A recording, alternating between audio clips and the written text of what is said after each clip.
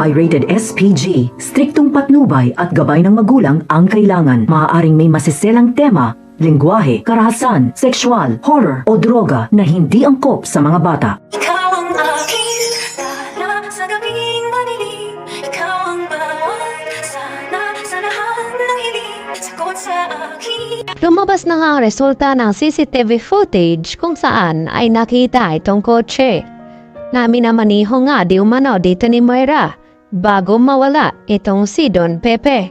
At dito naman na sinabi ni Chef Gonzaga na hindi daw si Moira ang nagmamay-ari ng sasakyang ito. At nagtanong itong si Giselle kung sino. At ang sagot ng pulis na ito na si Mrs. Nerissa Sandoval. At hindi na nga sila nagpatumpik-tumpik pa at agad na pinahuli agad ni Giselle itong si Nerissa at pinuntahan sa kanilang bahay.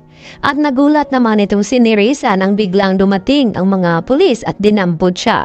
At dito na itinanggi ni Nerissa na hindi nga daw siya ang nagpakidnap dito kay Don Pepe. Dahil hiniram lamang ang kanyang sasakyan sa nagkidnap nga raw dito kay Don Pepe.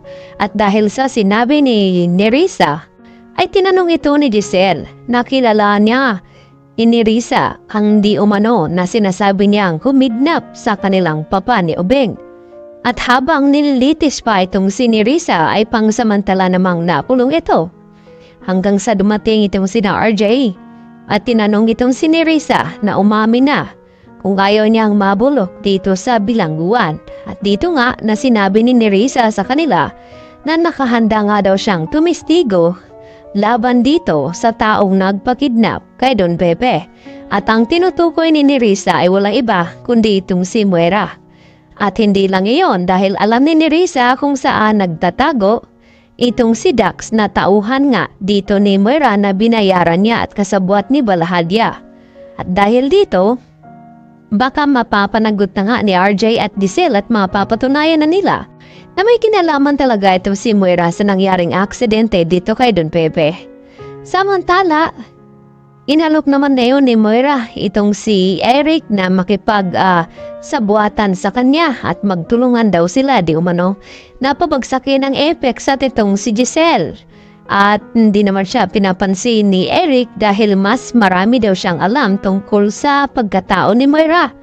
At ang nilapitan nga ni Moira ay walang iba kundi itong anak ni Giselle na si Justin at gagamitin niya ang galit ni Justin dito sa kanyang ina upang mas mapalapit at makuha ni Moira ang loob nito na makipagkampihan daw at sabay nga nilang pahihirapan di umano itong si Giselle dahil masamang ina nga daw ito at nagawang ipamigay itong si Justin.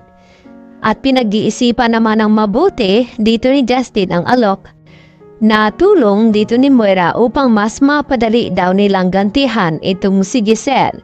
Subalit ngayon nga ay nagkakaalaman na sa nangyaring nadiskubre ng sasakyan di umano dito ni Nerissa ay mahihirapan naman ngayon itong si Moira na malulusutan itong kanyang kahaharapin na kaso laban dito sa nangyari kay Don Pepe. Samantala, tuloy na nga itong si Annalyn papuntang Japan. At hindi lang ngayon dahil makakasama niya rin ang kanyang ina na si Lynette. Dahil gusto ngang makabawi ni Carlos dito kay Lynette dahil sa nangyari nga sa kanila na nag-away at nasugatan pa itong si Lynette at hindi naman na ituloy ni Lynette ang pagsusumbong dito kay Annalyn tungkol kay Carlos dahil inunahan na nga ni Carlos at ibinaliwanag na hindi daw niya iyon sinasadya na matamaan ng bubog itong braso ni Lynette kaya nagkaroon nga ng sugat. At naniwala naman itong si Annalyn sa mga sinasabi ni Carlos Benitez sa kanya.